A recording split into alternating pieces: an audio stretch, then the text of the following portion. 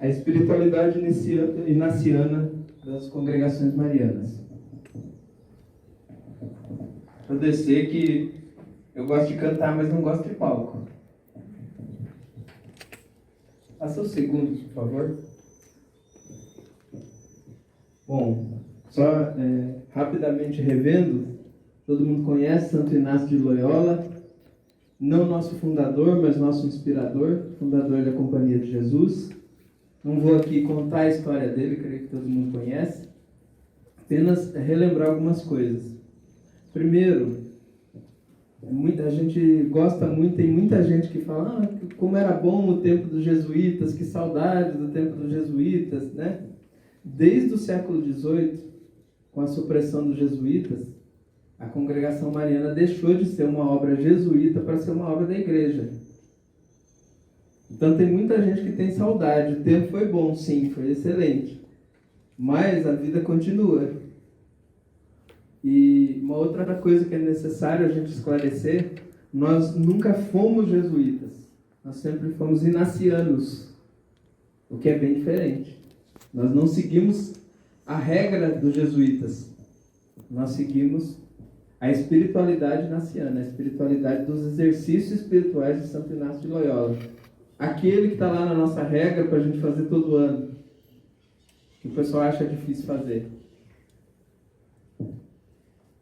Então, passa o próximo, por favor. Então, com esse espírito de Santo Inácio, aqui eu gostaria de tratar de 4 pontos, bem rápido, até porque nós temos só meia hora, 40 minutos aí, né? Primeiro ponto do espírito de Santo Inácio, ser mais e melhor. É o que os inacianos chamam de magis. Magis no latim é literalmente mais.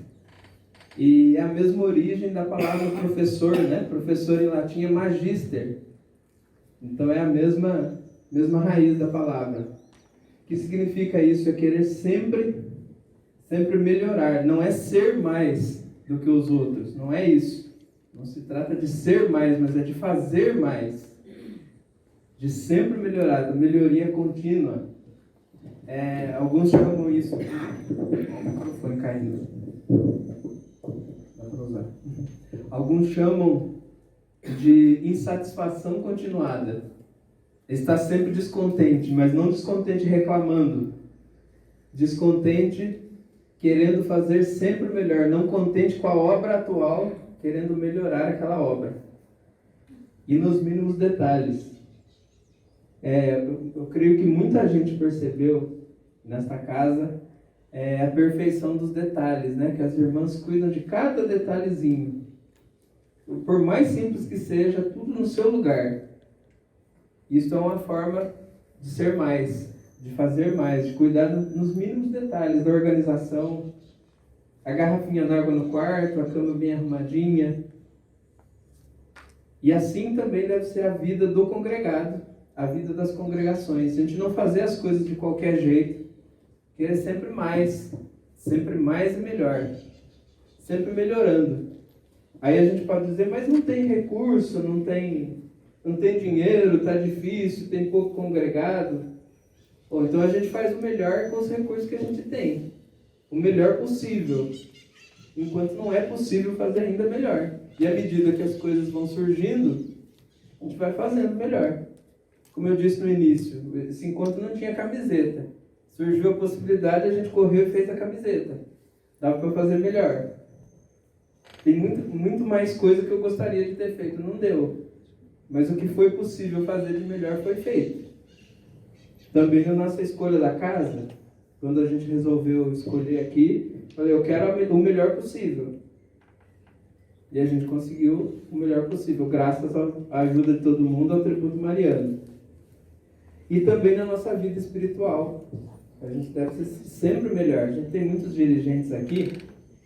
Eu falo que o meu livro de cabeceira é o Antônio Maia, Para Ser um Dirigente. E o Antônio Maia fala assim, para os dirigentes, que se o congregado rezar 1/3 por dia, os dirigentes têm que rezar 2. Porque o dirigente tem mais responsabilidade. Então, isso também faz parte do ser melhor. dessa melhoria. E a melhoria que a gente vê mais claramente nos exercícios espirituais. O padre Paulo Ricardo, quando falou de Santo Inácio, ele fala assim: o grande endireitador de vidas, aquele que arruma a vida de todo mundo, porque os exercícios espirituais são voltados para isso, para a conversão, para a mudança de vida, para a gente analisar o que a gente pode melhorar na nossa vida, o que está sobrando, o que a gente pode tirar, que caminho a gente pode seguir. E essa constante meditação daquilo que pode ser melhor é como deve seguir a vida do congregado no dia a dia, na vida cotidiana e a vida da congregação. Depois, continuando lá, um espírito jovem. Como a gente gosta de falar de jovem na congregação, né? E ela já começou com o espírito jovem. Eu já vi, algumas pessoas por aí dizendo que a congregação mariana começou com um grupo de velhinhos. Se vocês lerem a história das congregações marianas, os primeiros congregados tinham 12 anos de idade. Eram crianças. Eu estava vendo aquele anuário da Federação de São Paulo. Está aqui o meu cunhado, que é presidente de uma congregação lá na Federação. 87 ou 88 anos? 88 anos. E nós achamos no anuário as fotos dos fundadores da congregação lá.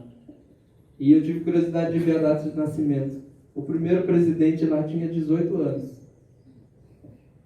O fundador. Hoje o presidente é ele, eu nem vou falar a idade. Eu sei porque é meu cunhado, mas eu não vou falar a idade.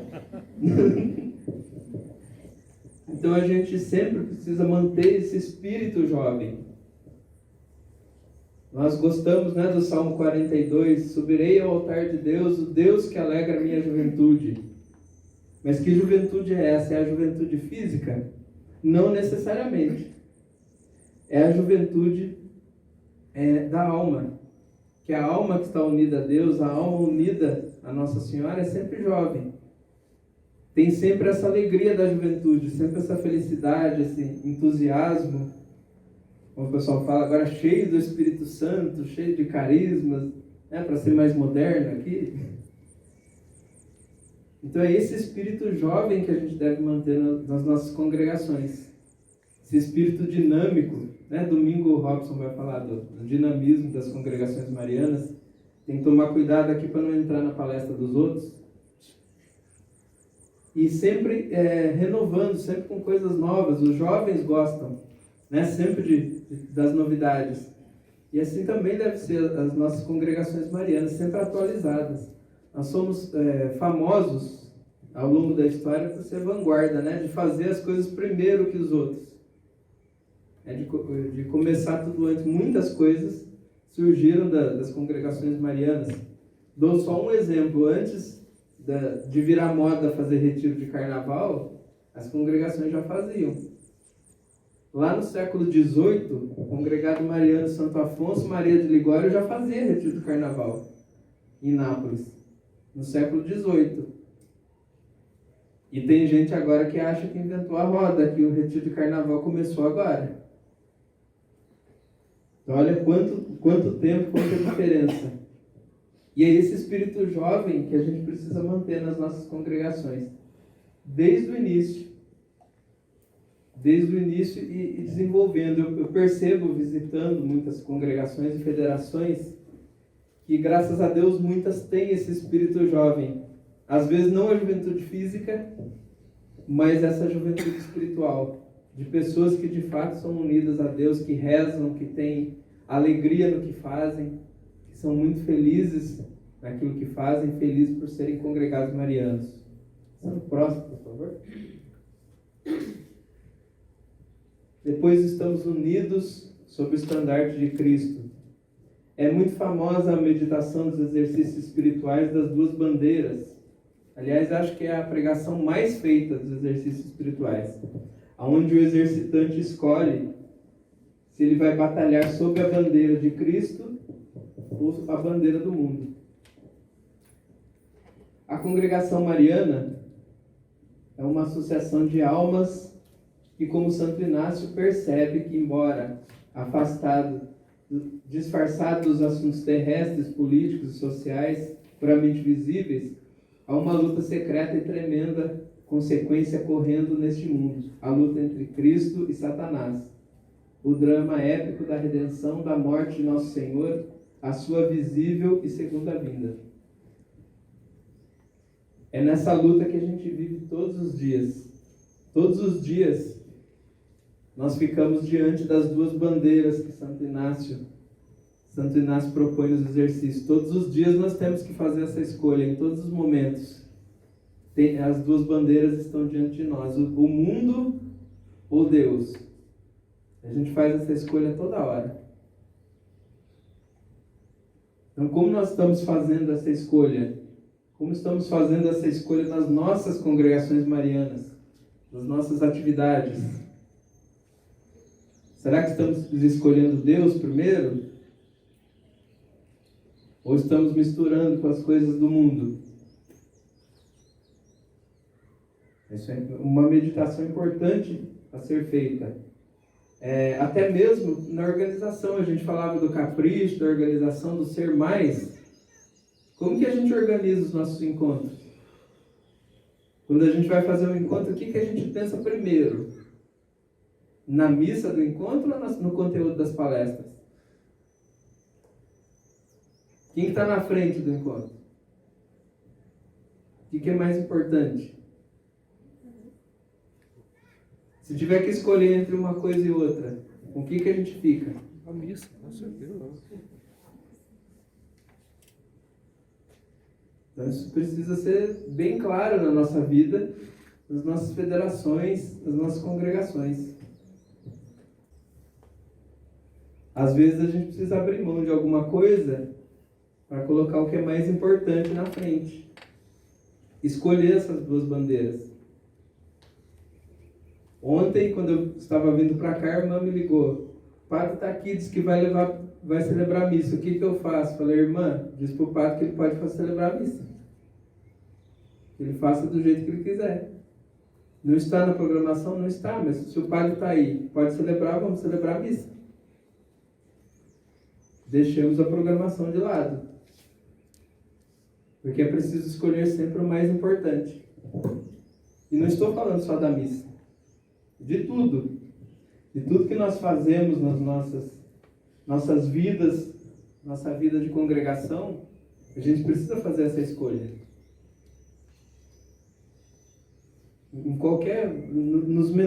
Nas menores coisas, nos pequenos projetos. Como que a gente vai começar nossas coisas? Como que a gente quer que um projeto dê certo se a gente escolhe o caminho errado? Teve uma Assembleia Nacional que o Eduardo Caridade deu uma palestra. Eu lembro que isso me marcou muito. Ele fala assim, as pessoas começam as coisas sem Deus, depois dá errado, vai lá rezar desesperado para Deus consertar as coisas.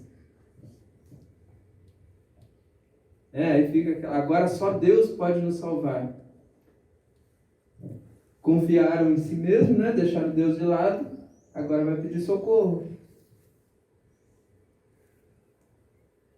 Eu creio que aqui todo mundo tem isso bem claro, a gente não precisa ficar se estendendo muito. E sempre lembrar, de acordo como nós estamos vendo aí, essa questão da batalha entre o bem e o mal e essas bandeiras que a gente precisa sempre seguir. Passa para o próximo, por favor.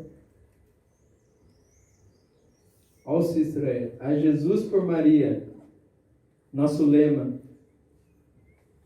Eu falava, né, que hoje nós é que visitamos a Mãe Rainha ao invés dela visitar as nossas casas. É basicamente isso que nós fazemos quando adotamos, quando escolhemos Nossa Senhora como nossa protetora, nossa rainha, mãe e advogada. Eu gosto dessa expressão, as medalhas antigas da congregação mariana tem essa frase, mãe, rainha e advogada nossa. São 3 pontos. E é assim que se desenvolve a nossa devoção à Nossa Senhora. Vocês viram o padre falando ontem, né? Que o padre fundou o movimento da Mãe Rainha porque estava esfriando a devoção a Nossa Senhora na Alemanha. E ele fundou o movimento como resposta. E hoje também, apesar de muita devoção a Nossa Senhora, que existe no mundo inteiro, ainda tem muitas devoções que podem ser aperfeiçoadas, que a gente pode colocar naquele mais lá do começo. Tá bom do jeito que tá? Tá, mas pode melhorar. É bom rezar o terço todo dia? É. Tem que rezar? Tem que rezar. Mas dá para melhorar. Dá para fazer retiro uma vez por ano. Dá para fazer um recolhimento de vez em quando. Dá para ler o Evangelho, meditar. A gente pode sempre melhorar. Também na nossa devoção a Nossa Senhora. Ia ser Jesus por Maria, por assim dizer, é para a gente pegar o caminho mais fácil. O caminho contrário. Porque como Nosso Senhor chegou até nós? Como que Ele se encarnou? Como a gente reza no credo. Se encarnou pelo Espírito Santo no seio da Virgem Maria e se fez homem. O caminho que Deus escolheu para chegar até os homens foi a Virgem Santíssima. Ela foi o meio, foi a ponte de trazer Nosso Senhor do céu à terra. Então, através dela, nós fazemos o caminho contrário. O caminho já está aberto. É só fazer o caminho contrário. Santo Inácio fala muito sobre a devoção a Nossa Senhora. Ele era muito devoto de Nossa Senhora. Mas uma coisa que talvez vocês não saibam, o que mais nos aproxima dele, de Santo Inácio de Loyola, é o ofício. Que o ofício da Imaculada Conceição é uma devoção espanhola que ele pessoalmente rezava todo dia. Que os jesuítas não têm na regra rezar o ofício, mas Santo Inácio rezava. E nós herdamos dele o ofício. É o que mais nos aproxima dele.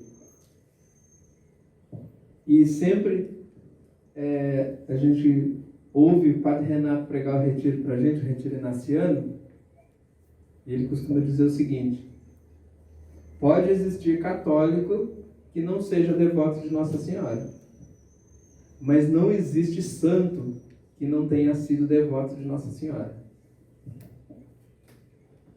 Se a gente quer alcançar de fato a santidade, e eu falo que esse é o destino de todo congregado, a gente tem que ser devoto de Nossa Senhora e tem que aperfeiçoar a nossa devoção todos os dias. Não só ser mariano de fita, como gostam de dizer por aí, mas de fato, mas de coração. Ter um coração mariano de verdade, saber de verdade como viver essa devoção de maneira correta. O padre diretor da minha congregação fala para a gente o seguinte: ser congregado na hora da missa e na hora da reunião é fácil. Está todo mundo junto, todo mundo de fita, todo mundo igualzinho ali, bonitinho, sabe o que tem que fazer. Ele fala para a gente: difícil é ser congregado sem fita, depois que você sai da reunião. No resto da semana, quando a gente vai trabalhar, quando a gente vai estudar, aí é que é difícil. E o nosso heroísmo está nessa parte. Que a reunião, a missa, os encontros servem como alimento para nos fortalecer, para a gente viver o resto da nossa semana, o resto do nosso mês, do nosso ano, inspirado com aquelas luzes que nós recebemos no nosso caminho. Todo mundo sabe que não é fácil. E ela sempre nos acompanha. Um outro grande santo congregado mariano, já citei aqui, Santo Afonso Maria de Ligório, ele ensinava a todo mundo, quando sofria algum perigo, alguma tentação, para rezar prontamente aquela frase do ofício de Nossa Senhora: em meu socorro vinde, ó Senhora, do inimigo livrai-me vencedora. Pedir socorro para Nossa Senhora, em todos os momentos. Nos momentos que a escolha das bandeiras fica difícil. Nos momentos que a gente tende a achar uma bandeira mais bonita que a outra.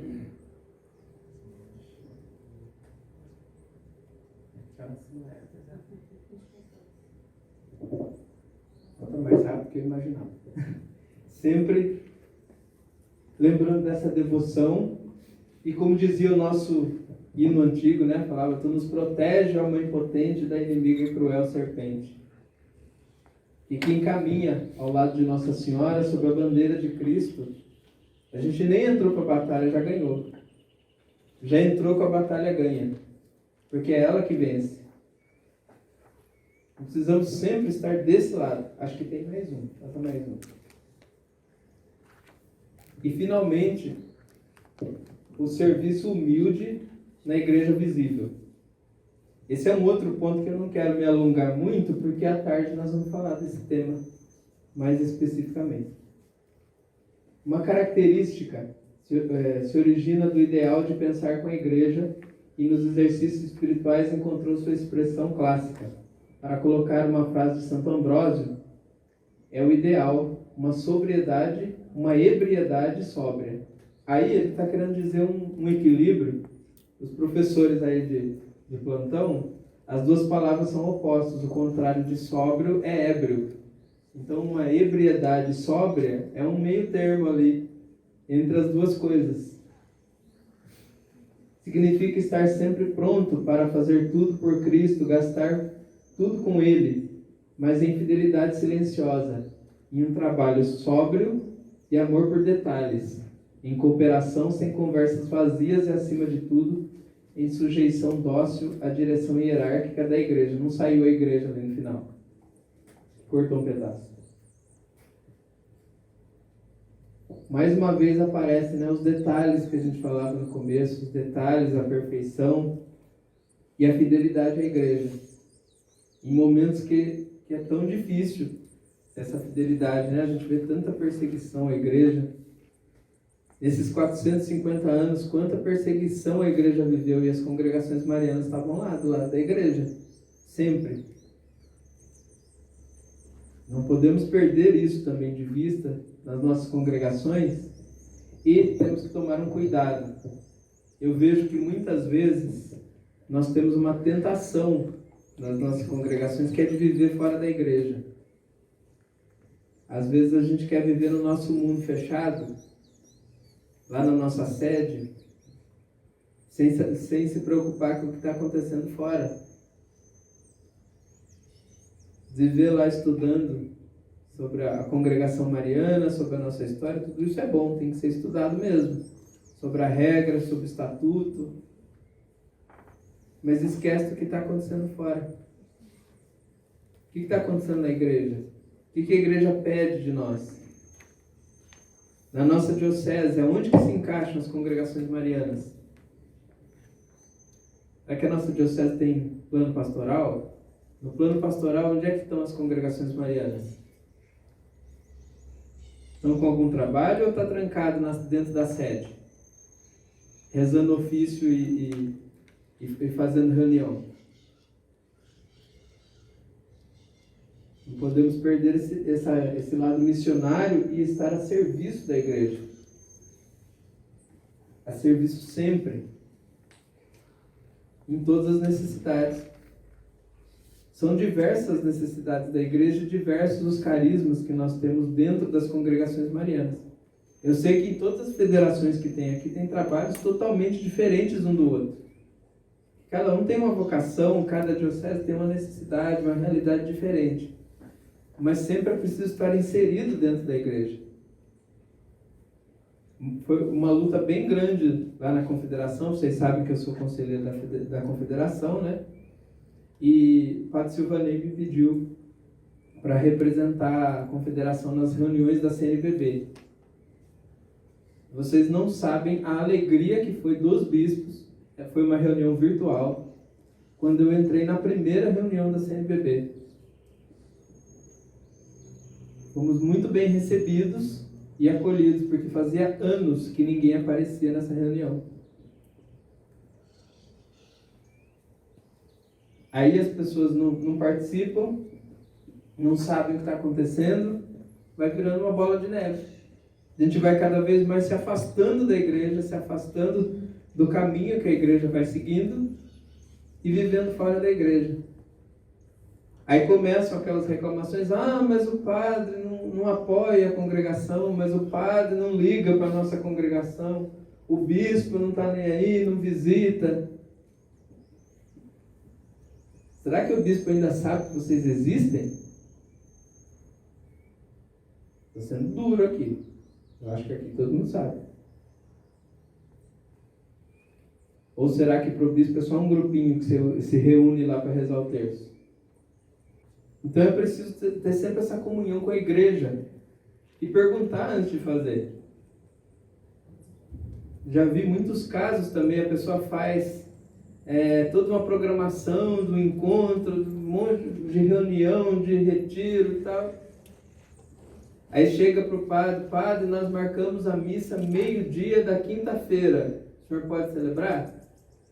Aí o padre fala, não, eu tenho missa nesse horário. Aí fazem o encontro mesmo assim e falam no encontro, não temos missa porque o padre não pôde vir.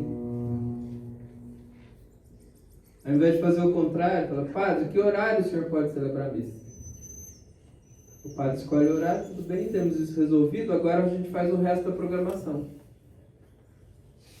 O mais importante primeiro. Para isso, precisa viver dentro da igreja. Precisa estar em comunhão com o padre.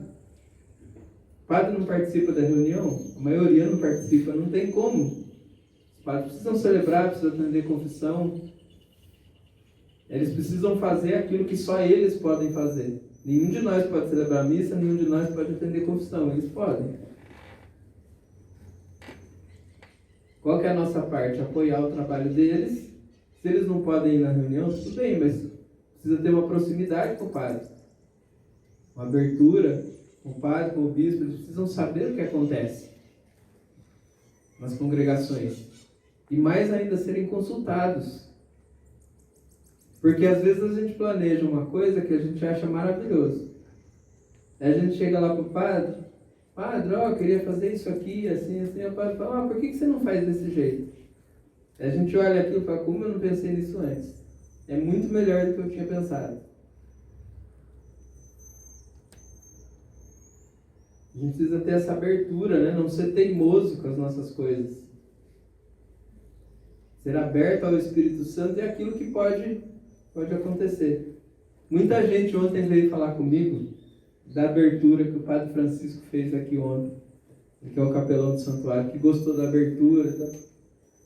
Eles me disseram, gostamos muito, foi muito, o Ricardinho falou, né? Que bom que você convidou o padre. Tá? Aí ele levou um susto, eu falei para ele, eu não convidei o padre. O padre se ofereceu, ele falou, se vocês quiserem eu faço. E eu não perguntei para ele o que ele ia fazer. Eu falei, padre, fique à vontade, faça o que o senhor achar melhor. E ele fez o que todo mundo gostou. Falou da congregação. Eu não combinei com ele para ele falar da congregação. Ele falou por conta dele. Aliás, uma coisa que ele não falou, que eu vou contar para vocês, ele é filho de congregado mariano. E ele me contou aqui no cantinho que quando ele era criança, ele aprendeu a rezar no manual do pai dele. E hoje ele é um padre.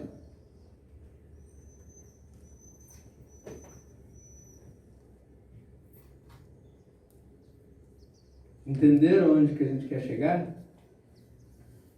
Às vezes a gente perde as coisas melhores, porque a gente fica teimando nas nossas coisas, a gente acha que a nossa ideia é a melhor. Então eu espero que esse pequeno momento que a gente fez no início seja só uma inspiração, que a gente se abra no encontro para ouvir essas coisas. Não estou dizendo, que uma coisa precisa ficar bem clara. Eu não estou dizendo que a gente não deve planejar as coisas, a gente deve planejar. Tudo tem que ser bem feito, planejado.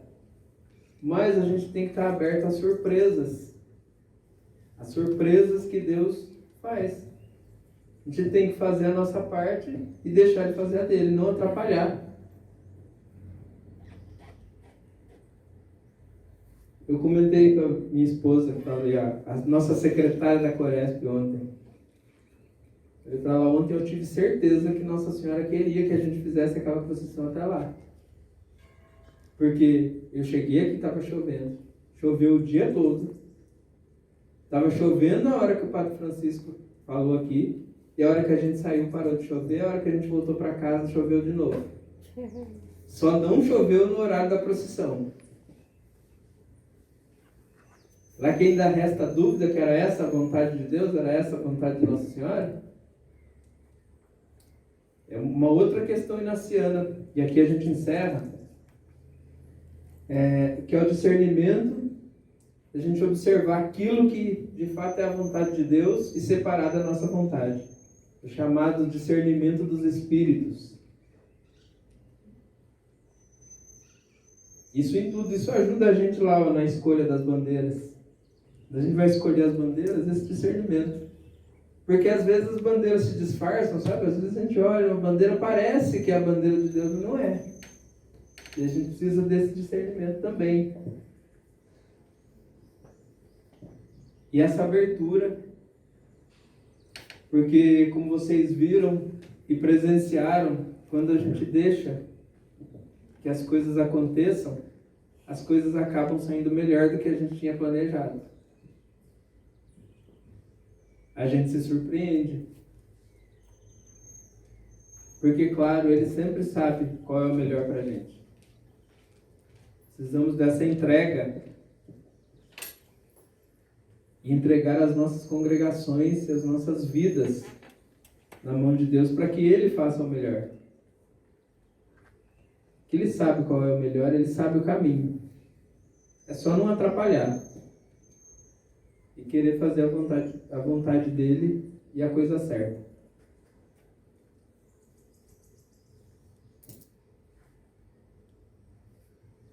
Salve Maria! Salve Maria!